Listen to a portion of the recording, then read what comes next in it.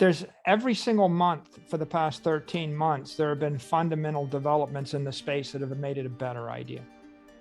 Every single month, every week, I almost see a new development that makes the network stronger, smarter, faster, harder. It makes it more anti-fragile. It makes it more like, it becomes clearer and clearer that this is the future of digital property. This is digital energy. This is the future of digital money. This is the solution to the problems of the world. This is a macroeconomic imperative for $500 trillion worth of capital. This is a technical imperative for everybody in the technology industry and the energy industry. And this is a moral imperative for everybody on Earth, right? So I've just become more convicted every single week, every single month that's gone by. There's not a single thing that's happened the past 13 months that I thought caused me to think that the future was riskier or less certain. So to summarize, I am more bullish than ever. You know, I think that every company on Earth is sitting on a balance sheet that's normally cash and credit. So with a few exceptions, everybody's holding some kind of US dollar or euro or the local fiat currency. And if they want an alternative to that, they're holding low risk debt, sovereign debt. And if they're really risky, they would be holding some other debt. But a lot of times it's sovereign debt. And so that's cash and credit. And the cash and credit are crumbling. So when I look at Bitcoin, I think, let's just convert the balance sheet from analog money to digital money, or from something that's a depreciating asset to an appreciating asset. We did that, and we took the first bite at the apple August of last year, and then we did a Dutch auction to get permission, in essence, from our shareholders to reinvest the rest. And by the time we finished that, we had, in essence, we had bought back about $70 million worth of stock, 60 or 70, I forget. And we had invested 425 million in Bitcoin. Obviously, Bitcoin did what it's supposed to do, which is appreciated. And from that point, our stock started appreciating, Bitcoin started appreciating, and we had the ability to raise more money through business operations. We generated cash flow. We sold equity, we sold debt, we sold convertible debt, and we continue to build to our Bitcoin position. If I tell you there's 21 million blocks in cyberspace and each one's a Bitcoin, and the world's going to consist of 21 million blocks, and you showed up there 200 years before everybody else showed up, you would think, I'm just going to start buying city blocks in cyberspace as fast as I can. So we bought ourselves some, and then we realized that there are more to be bought. And so we kept buying. So where do we end up with today? Or where are we today? Let's contrast this. A year ago, we were a $500 million business growing 0% a year with 500 million in a balance sheet and crumbling cash and credit. That's where we were a year ago. And the company was valued at about $1 billion. Maybe 1 times revenue for the enterprise software business. And then the cash and credit was worth 1. That's where we were a year ago. Today, we're a $500 million software business growing about 10% a year. So we got some growth out of it. We got more notoriety, better for employee morale, better for product awareness. So we got a bit of a boost. And we're a $5 billion property business, Bitcoin business, growing 100% a year or more. This is a pretty good idea to buy up all of Cyber Manhattan before everybody else moves here. And if Bitcoin is appreciating 100% a year, and if I can borrow money at 5% or 1% or 6%, then my arbitrage is going to be 100%. 95%, whatever the number is, right? We can debate I think Bitcoin went up 130% on average for a decade, and it's up faster this year. So you plug in the number you think it'll be, but let's say we think it's going to go up 110% for the near future. If I can borrow money at 5%, then I'm going to get 105% arbitrage. Why wouldn't you? There are a lot of ways to view Bitcoin, right? You can view Bitcoin as digital property, digital money, or digital energy, you know, and if you characterize it as digital property, it's like I bought a $500 billion block of property in cyberspace.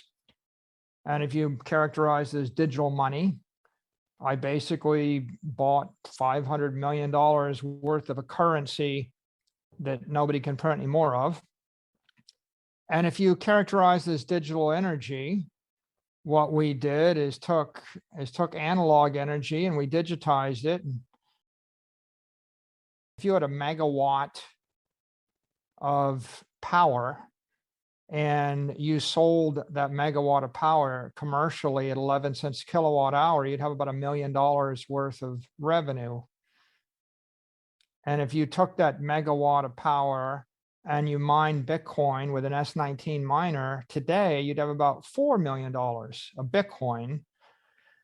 But the difference is if I'm holding a megawatt of power as electrical energy, electricity, I'm going to lose 2%. How do you put it in a battery? Find me a battery that holds a megawatt of power. First of all, if you found one, it's got a 2% bleed rate a month or more. So you're going to lose 24% of your power in a year. The half-life of the power is at best 3 years. And if you move it, you have to move it on a power line. You can't move it more than 500 miles. You lose 6% of your energy at the end of the line every time you move it. So your transaction fee is high if you move it, and your inflation rate is high if you hold it. And on the other hand, if you convert it to digital energy, you could hold it on the network forever for no power loss. Someone just moved $2 billion of Bitcoin at 78 cents, right? You guys saw that? So you could move it from here to Tokyo across a satellite connection for 78 cents. So again, no cost to move it, no cost to hold it, no constraints on the storing of it. The half-life is forever. If I create a virtual world and I design in it a virtual money or a virtual token, and then I stake that virtual token to secure a virtual network so that people can trade, you know, virtual goods and virtual things. Mm-hmm. You know, I can create virtual security, but it's virtually certain, right, that someone's going to create another virtual world. Right. Right? Yeah. You know, and so the problem is, yeah, you outsmarted yourself. You created something which was free and easy, which means that, you know, the guy that copied whatever to create Ethereum, well, then the guy copies Ethereum to create Cardano, and then someone copies Cardano to create the Uniswap, right, and then they make Sushi Swap, and then they make the next thing because you can do it fast and easy. What you've done is you've created a virtual casino or a virtual world and virtual money. And it's not that you can't create a business around it. Like Second Life is a business, right? Fortnite is a business, right? You know, online gambling is a business. You can create a virtual casino or a virtual game or a virtual world. But the problem is you don't have a bridge to the thermodynamic real world. Right. Nor do you have a political bridge to the political world. Yeah.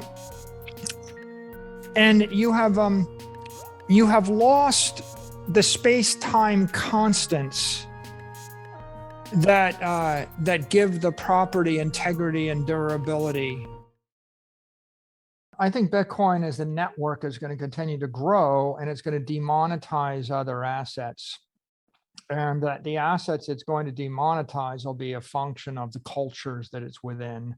So for example, in a culture where you have hyperinflation and the government collapses, it's going to demonetize the currency because everybody desperately needs a currency and there isn't an alternative.